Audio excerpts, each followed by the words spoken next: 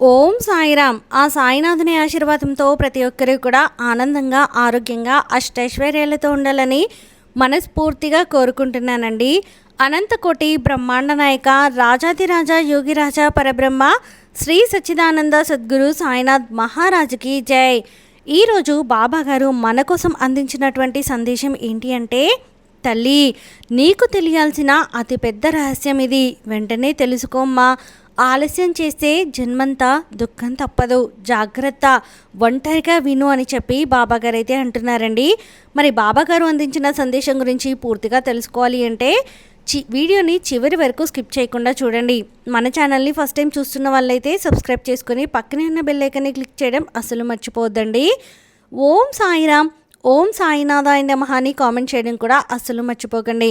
ఇక బాబాగారు అందించిన సందేశం గురించి చూస్తే, తల్లి, ప్రతిసారి కూడా ఒక వ్యక్తి ఏదో ఒక ఆలోచనతోటి లేదా ఎవరో ఒక వ్యక్తి గురించి లేదా ఎవరో అన్న మాటల గురించి, ఎవరో చేస్తున్నటువంటి ప్రవర్తన గురించి, ఎదుటివారు తనకి ఇస్తున్నటువంటి విలువను గురించి, గొప్ప గురించి ఆలోచించుకుంటూ తన కోసం ఆలోచించుకోవడాన్ని మాత్రం పక్కకు నెడుతూ ఉంటారు. అలాగే ఒక స్త్రీ తన కుటుంబం గురించి, తన బిడ్డల గురించి, తన భర్త గురించి, తన తల్లిదండ్రుల గురించి ఆలోచించుకుంటూ తన గురించి ఆలోచించుకోవడాన్ని పక్కన పెట్టేస్తూ ఉంటుంది. అలాగే ఒక పురుషుడు అంటే ఆ ఇంటికి పెద్ద తండ్రి ఎవరైతే ఉన్నారో, భార్యాభర్తల్లో భర్త ఎవరైతే ఉన్నారో, తమ యొక్క కుటుంబం, తమ యొక్క బిడ్డలు, వారి యొక్క భవిష్యత్తు, వారి యొక్క చదువు, వారి యొక్క పెళ్ళి, ఇలా ఏ వ్యక్తికైనా కానీ బాగా డబ్బు ఉన్నవాడికి అనారోగ్య సమస్యలు అయితే, డబ్బు లేని వాడికి తిండి లేక బాధ, డబ్బు ఉన్నవాడికి తిన్నది అరగక బాధ, ఇలా ఏదో ఒక కారణంతో ఏదో ఒక రకంగా ఏ మనిషి అయినా కూడా ఈ భూమి మీద ఉన్న ప్రతి ఒక్క వ్యక్తి కూడా ఒక చిన్న సమస్యతో కూడా సతమతం అయిపోతూ అల్లాడిపోతూ ఉంటారు. ఇక్కడ నాకు ఏ సమస్య లేదు, నేను ఆనందంగా ఉంటున్నాను, నేను సంతోషంగా ఉంటున్నాను, నాకంటూ చెప్పుకోవడానికి ఒక్క బాధ కూడా లేదు అని అనుకునే వ్యక్తి ఈ భూమి మీద ఎవ్వరూ కూడా ఉండరు. కానీ ఇక్కడ విచిత్రం ఏంటి అంటే, ఏ వ్యక్తి అయినా కానీ తనకి తాను లోపల అనుకునే మాటలు ఏంటి అంటే, నాకంటే దురదృష్టవంతులు మరొకరు ఉండరు, ఎక్కడెక్కడ కష్టాలన్నీ కూడా నేనే పడుతున్నాను, ఎక్కడెక్కడ సమస్యలన్నిటినీ కూడా నేనే అనుభవిస్తున్నాను, ఎక్కడో లేని బాధలన్నిటినీ కూడా నేనే అనుభవిస్తున్నాను, భగవంతుడు నన్ను ఈ బాధలు అనుభవించడానికే పుట్టించాడా అని చెప్పి అనుకుంటూ ఉంటారు. కానీ ఇవన్నీ ఎంత సహజమైనప్పటికీ కూడాను ఒక వ్యక్తి తన కష్టం మీద తాను బ్రతుకుతూ ఉంటే, నువ్వు ఉదాహరణకి నీవు నీ కోసం, నీ కుటుంబం కోసం నువ్వు కష్టపడుతున్నా, ₹1 సంపాదించుకుంటున్నా, లేదా నీ భర్త తెచ్చిన రూపాయిని నువ్వు దాచిపెట్టుకుంటున్నా, లేదా నీ భార్య తెచ్చిన సంపాదనను నువ్వు ఏదన్నా కానీ ఒక బంగారం రూపంలో పొదుపు చేసి పక్కన పెట్టుకున్నా, ఇంకొకటి ఏది చేసుకున్నా కూడా ఎవరైతే నీ చుట్టుపక్కల నీవారు అనుకునేటటువంటి నీ బంధుమిత్రులు ఉన్నారో, ఆ బంధుమిత్రుల యొక్క విషపు కోరలు మాత్రం నిన్ను కాటు వేయడానికి ఎప్పటికప్పుడు సిద్ధంగానే ఉన్నాయి. నీ యొక్క కుటుంబంలోకి ఒక విషం అంటే కడివెడి పాలల్లో ఒక విషపు చుక్క వేస్తే, ఆ కడివిడి మొత్తం పాలు ఏ విధంగా అయితే పనికి రాకుండా పోతాయో, ఆ కడివెడు పాలు ఏ విధంగా అయితే విషపూరితంగా మారిపోతాయో, అలాగే నీ కుటుంబంలో ఉండే ఆ యొక్క సఖ్యతను, ఆ యొక్క అనుబంధాలను, బంధాలను, ఆప్యాయతలను, ప్రేమలను అన్నిటినీ కూడా దూరం చేసే వ్యక్తులు 2 వ్యక్తులు ఉన్నారు. ఆ 2 వ్యక్తులు కూడా స్త్రీలు. ఆ స్త్రీలు ఏ విధంగా అయితే నటన ఆడాలో, ఏ విధంగా అయితే నటిస్తే ఒక వ్యక్తి ముందు మంచి మార్కులు సంపాదించుకోవచ్చు, ఏ విధమైన మాటలతోటి ఒక వ్యక్తిని బుట్టలో పడవేసుకోవచ్చో, ఏ విధమైనటువంటి మాటలు మాట్లాడితే ఎదుటి వ్యక్తి లొంగిపోతారో, ఎవరిని దగ్గరగా తీసుకోవాలో, ఎవరిని దూరంగా నెట్టివేయాలో, ఎవరిని ప్రేమగా పలకరించాలో, ఎవరికి విలువను ఇవ్వాలో, ఎవరికి శ్రద్ధను చూపించాలో, వారి మీద తప్ప మిగతా వారందరినీ కూడా ప్రేమగా పలకరించుకుంటూ ఇంటి వారి దగ్గర చేసుకుంటూ ఎవరైతే పరాయి వాళ్ళు ఉంటారో ఇంటి వారిని దూరం చేసి పరాయి వాళ్ళను దగ్గరగా చేసుకోవడం, ఇంటి వారి మీద పరాయి వాళ్ళ ముందు చాడీలు చెప్పడం, ఇంటి వారిని పరాయి వాళ్ళ ముందు అలుసు చేసి మాట్లాడడం, ఎందుకు పనికిరాని వారిని చేయడం, అసలు కంట్లో పడని వారి వ్యక్తులుగా ప్రవర్తిస్తూ ఉండడం, ఇలా రకరకాలైనటువంటి వ్యక్తులను నీ యొక్క కుటుంబంలో నువ్వు చూస్తూ ఉన్నావు. నీకు ప్రతి విషయం తెలిసినప్పటికీ కూడా నువ్వు తెలుసుకోవాల్సినటువంటి విషయాలు ఏవైతే ఉన్నాయో అవి చాలానే ఉన్నాయి తల్లి అని చెప్పి నువ్వు తెలుసుకుని తీరాలి. ఎందుకు ఈ మాట అంటున్నాను అంటే కనుక తల్లి, నువ్వు కనుక ఇప్పుడు వదిలితే జన్మంతా బాధపడవలసి వస్తుంది. నీ కుటుంబానికి మంచితనం ఎక్కువ, నీకు మంచితనం ఎక్కువ, నీ బిడ్డలకు మంచితనం ఎక్కువ, అందరూ బాగుండాలి అనుకునే ఆ భ్రమలో పడి నువ్వు బ్రతుకుతూ ఉన్నావు.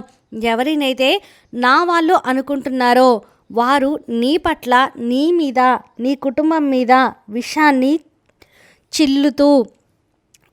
చిమ్ముతూ నీ యొక్క కుటుంబ నాశనాన్ని కోరుకుంటూ ఉన్నారు. నిన్ను ఎక్కడికెక్కడ తొక్కేసే ప్రయత్నం చేస్తూ ఉన్నారు.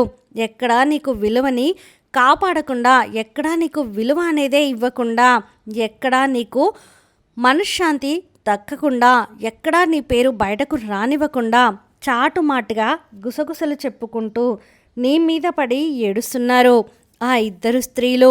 మెయిన్ కిలాడీలే ఆ ఇద్దరు స్త్రీలు.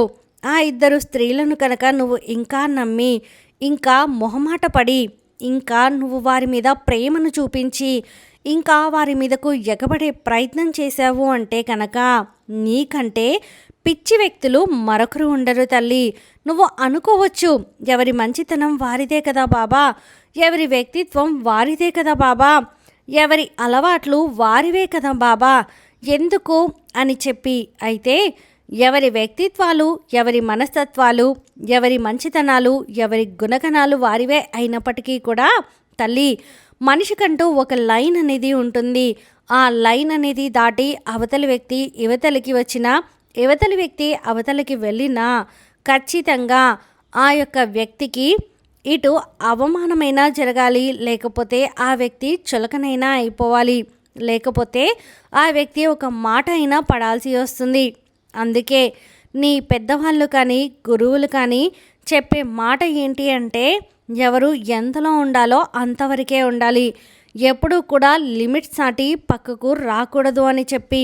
అదే నేను నీకు చెబుతున్నటువంటి మాట. అవసరాల కోసం మాత్రమే వాడుకొని అవసరం తీరిపోయిన తర్వాత నువ్వు ఎవరో నేనెవరో అన్నట్లుగా చూసే వ్యక్తులు ఎవరైతే నీ చుట్టుపక్కల, నీ యొక్క బంధుమిత్రుల్లో, నీకు దగ్గరి చుట్టాల్లో, నీ ఇంటి పార్టీల్లో ఉన్నారో అటువంటి వారితో నీ యొక్క మంచి చెడుల గురించి చెప్పడం, నీ యొక్క బలహీనతల గురించి చెప్పడం, నీకున్నటువంటి ఆస్తిపాస్తుల గురించి చెప్పడం, నీకున్నటువంటి ఏదైనా కానీ మరొక ఇతర విషయాల గురించి నా వాళ్ళే కదా అని చెప్పి నువ్వు పండగలాగా మాట్లాడుకుంటూ ఉంటే నీకు అక్కడ విలువ దక్కదు. నువ్వు ఉన్నంతసేపు నీ గురించి గొప్పలు మాట్లాడుకుంటూ నీ వెనక నొసలు చిట్లించేవారు నీ యొక్క బంధుమిత్రులలో ఉన్నారు. నీ యొక్క విలువని కానీ, పరువుని కానీ ఎక్కడికక్కడ తొక్కేసే ప్రయత్నం అనేది చేస్తూ ఉన్నారు. నిన్ను ఎక్కడా కూడా గెలవనివ్వకుండా చెయ్యాలి అని చెప్పి చూస్తూ ఉన్నారు. వారి యొక్క తెలివితేటలు అన్నిటినీ కూడా నీకు రుద్ది, నిన్ను అవమానపరిచి, నిన్ను ఎక్కడా కూడా మంచి వ్యక్తి అనే మాట వారి యొక్క చెవుల పక్కకు కూడా వినిపించకుండా నీ మీద లేనిపోని నిందలు వేసి సృష్టిస్తున్నారు. అయితే బాబా, ఇటువంటి వారు ఉన్నారు నా కుటుంబంలో ఉన్నప్పటికీ కూడాను, వారి యొక్క ప్రవర్తన అంతా నాకు తెలిసినప్పటికీ కూడాను, వారి గురించి నాకు అంతా అర్థమైనప్పటికీ కూడాను నేను ఏమీ చేయలేనటువంటి పరిస్థితులలో ఉన్నాను. బాబా, నేను ఏం చేయాలి అంటే కనుక ఒక్క మాట చెప్తాను. నువ్వు ఏం చేయాలో ఇప్పుడు నేను చెప్పే ఈ మాట నుంచి నువ్వు జాగ్రత్తగా విను. నీ జీవితంలో సగం దరిద్రాలు తొలగిపోతాయి. ఎందుకు ఈ మాట అంటున్నాను అంటే కనుక, ఎప్పుడైనా కానీ ఒక వ్యక్తి మరొక వ్యక్తిని వాడుకుంటున్నప్పుడు మనిషికి సహాయం చేసుకోవడంలో తప్పులేదు. కానీ అవతలి వ్యక్తులు కేవలం వాడుకోవడానికి మాత్రమే ప్రయత్నించి మీకు సహాయం చేయాల్సి వచ్చే పరిస్థితి వచ్చినప్పుడు మాత్రం దూరంగా వెళ్ళిపోతున్నారు. అంటే కనుక అటువంటి వారికి ఎంత దూరంగా ఉంటే అంత మంచిది. ఇక రెండవది మొహమాట పడడం. వాళ్ళ అవసరం కోసం మాత్రమే పిలిచారు అని తెలిసినా కూడా వారి యొక్క అవసరాలు తీర్చడం కోసం పిచ్చివారిలాగా వారి వెనకపడి తోక ఊపుకుంటూ వెళ్ళడం. వారి యొక్క అవసరాలు తీర్చిన తర్వాత వారు మీతో మాట్లాడరు, మీతో ఏ విధమైనటువంటి రాయబారాలు జరపరు అని తెలిసినా కూడా వారితో మీరు స్నేహంగా నవ్వుతూ ఏమీ ఎరగనట్లుగా ప్రవర్తిస్తే మాత్రం అది ఖచ్చితంగా నీ తప్పే అవుతుంది. ఇక మూడవది ఏంటి అంటే కనుక ఎప్పుడూ కూడా విలువలేని చోట అధికులమని రాదు. ఎప్పుడైనా ఒక మాట మాట్లాడినప్పుడు అవతలి వారికి నొప్పి కలగకుండా, అవతలి వారికి ఇటు కర్ర విరగకూడదు, అటు పాము చావకూడదు. అవతలి వారు మాత్రం మనసుకి దెబ్బ తగలాలి. అలా నీ యొక్క మాట తీరుని మార్చుకోగలిగితే నువ్వు జీవితంలో చాలా వరకు కూడా నిన్ను చూసి నీ మాటకు భయపడి నిన్ను ఒక మాట చులకనగా అనడానికి భయపడిపోతారు. అలాగే నువ్వు ఎప్పుడూ కూడా నీ యొక్క పనులలో ఎప్పుడైతే బిజీగా మారిపోతావో అవతలి వారి గురించి ఆలోచనలు కూడా నీకు మారిపోతూ ఉంటాయి.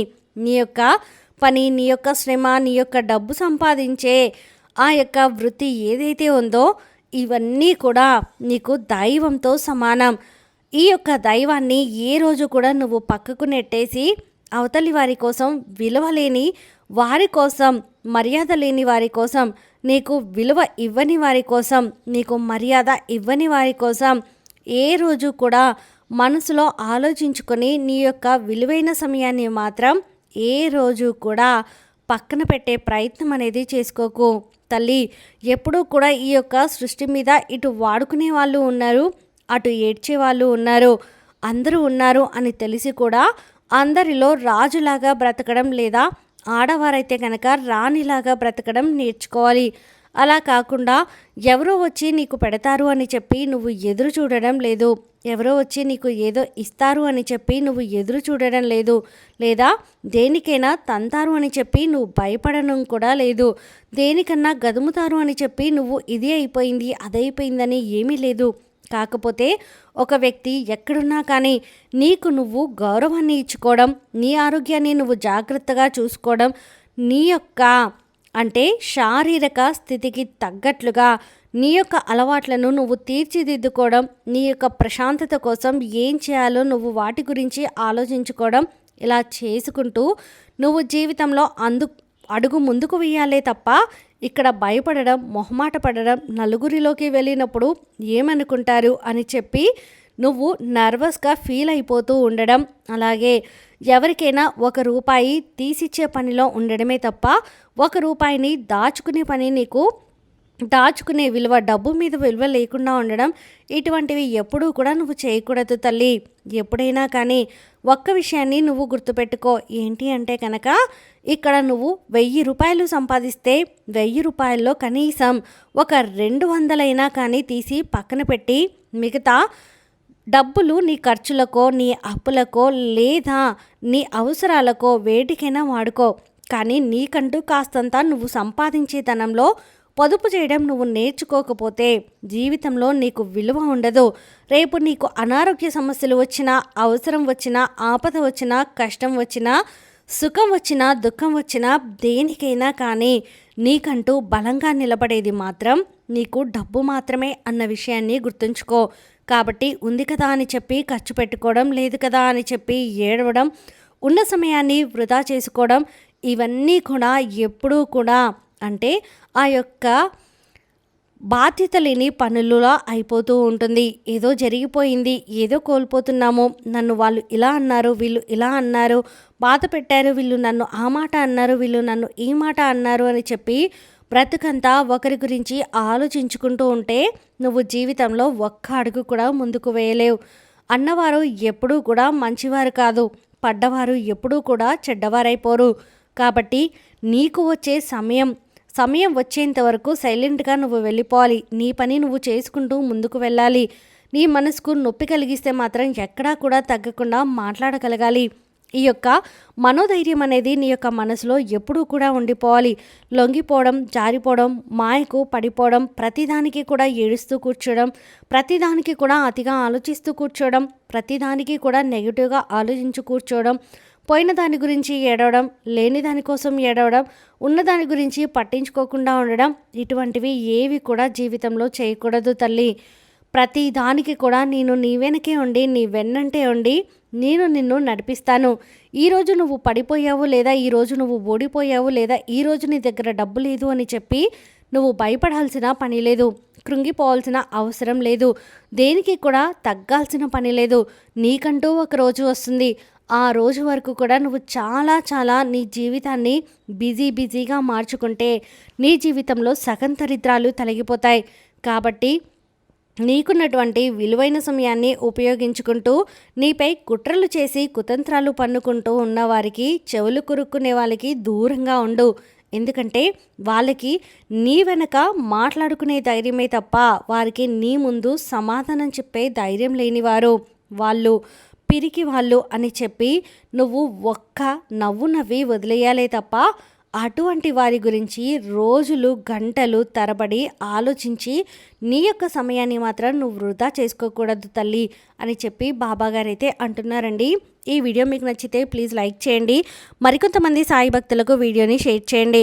ఫస్ట్ టైం ఛానల్ని చూస్తున్న వాళ్ళు సబ్స్క్రైబ్ చేసుకొని పక్కనైన బెల్ ఐకాన్ని క్లిక్ చేయడం అసలు మర్చిపోద్దండి. ఆ సాయినాథుని ఆశీర్వాదంతో ప్రతి ఒక్కరూ కూడా ఆనందంగా, ఆరోగ్యంగా, అష్టైశ్వర్యాలతో ఉండాలని మరొక్కసారి మనస్ఫూర్తిగా కోరుకుంటున్నానండి. సర్వేజన సుఖినో భవంతు. ఓం సాయిరామ్.